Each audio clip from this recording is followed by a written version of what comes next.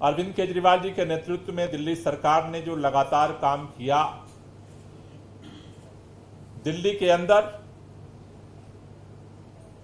दिल्ली के चारों तरफ जो राज्य हैं केंद्र सरकार के साथ, हमने एक सकारात्मक अप्रोच के साथ सबके साथ संवाद किया, दिल्ली के लोगों को सहभागी बनाया। और हमें आपको ये बताते हुए खुशी हो रही है कि 2016 में जो केवल 110 दिन दिल्ली के लोगों को अच्छी हवा मिल रही थी, पिछले साल उन दिनों की संख्या बढ़ करके 206 हो गई है। 2016 में 110 थी और 2023 लास्ट ईयर पूरे साल के अंदर जो एयर क्वालिटी इंडेक्स रहा उसमें उसकी संख्या बढ़कर के 206 हुई है। यानी 2016 से 2023 तक 96 डेज दिल्ली के लोगों को अच्छी हवा के मिले हैं।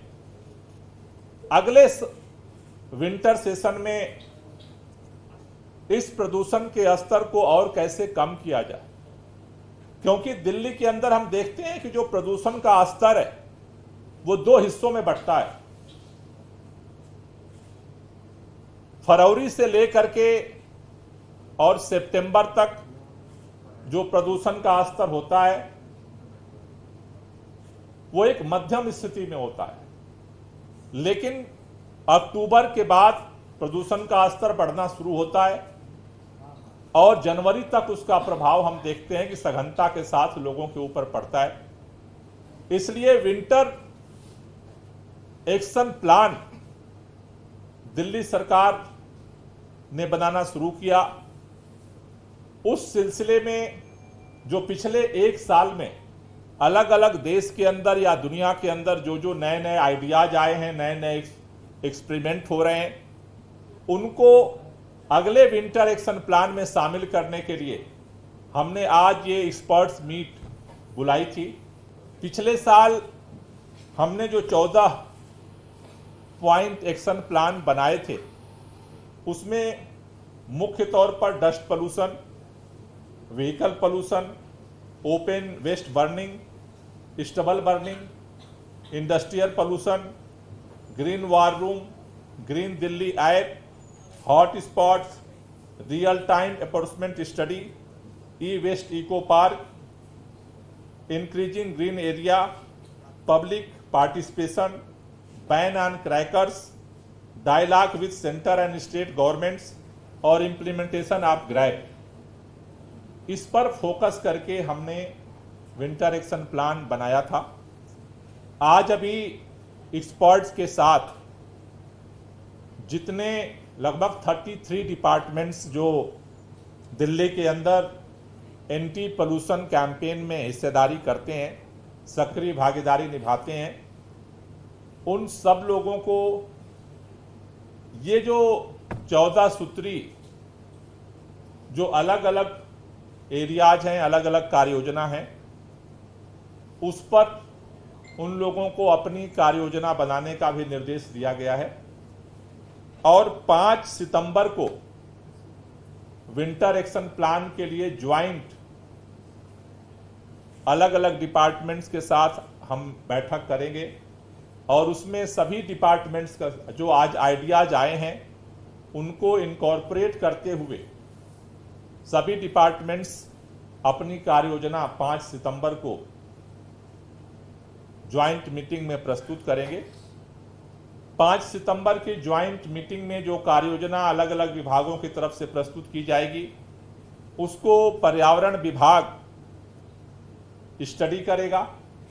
और उसको कंपाइल करके फिर सरकार के सामने प्रस्तुत करेगा, जिस पर सरकार निर्णय लेकर के और उस विंटर एक्शन प्लान को पब्लिक के सामने प्रस्तुत करेगी। दिल्ली के अंदर एक बड़े पॉइंट है, जैसे आनंद विहार है, वजीरपुर है, नरेला है, वहाँ प्रदूषण का स्तर उस समय काफ़ी जो है वो बढ़ता है। अगर नॉर्मल जगह 200 है तो वहाँ 300 पहुँच जाता है। तो एक सजेशन ये आया है कि उस एरिया में जहां हॉट स्पॉट्स का एरिया है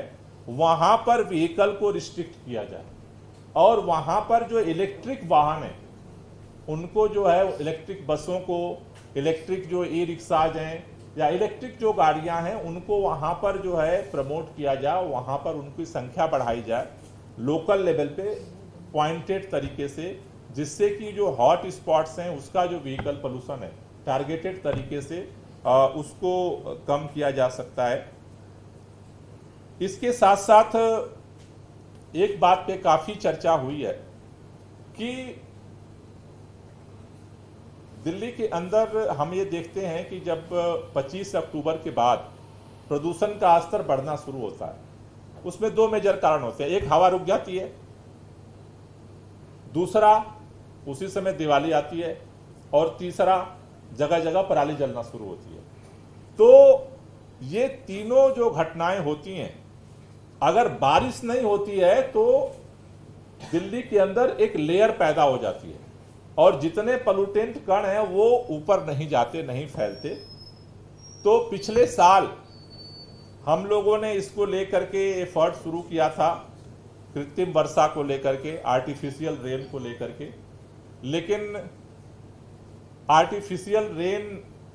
के संदर्भ में चूंकि कई तरह के परमिशन चाहिए, तो आईआईटी कानपुर ने एक प्रेजेंटेशन दिया था और चूंकि वो समय काफ़ी नज़दीक था इसलिए उनके परमिशंस का और उसके जो सारी फॉर्मेलिटीज चाहिए उसमें उसको पूरा करना कठिन था। तो अभी ये सजेशंस आए हैं कि इसको लेकर के पहले से ही काम शुरू किया जाए। तो कल मैं पर्यावरण मंत्री जी को एक चिट्ठी लिखूंगा, खासतौर से आर्टिफिशियल रेन को लेकर के, कि जितने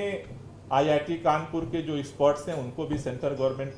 जो है वो बुला ले, पर्यावरण मंत्रालय, हम लोग भी दिल्ली के जो अधिकारी हैं हम सब लोग उसमें शामिल होंगे, और सेंट्रल गवर्नमेंट को जिन जिन विभागों को परमिशन देना है उनको भी बुला लिया जाए, जिससे कि समय रहते अगर एक ज्वाइंट मीटिंग करके आर्टिफिशियल रेन का रास्ता अगर बन जाता है तो खासतौर से जो इमरजेंसी सिचुएशन बनती है 1 नवंबर से 15 नवंबर के बीच में, उस समय हम चाहते हैं कि उसका हम लोग सदुपयोग कर पाएं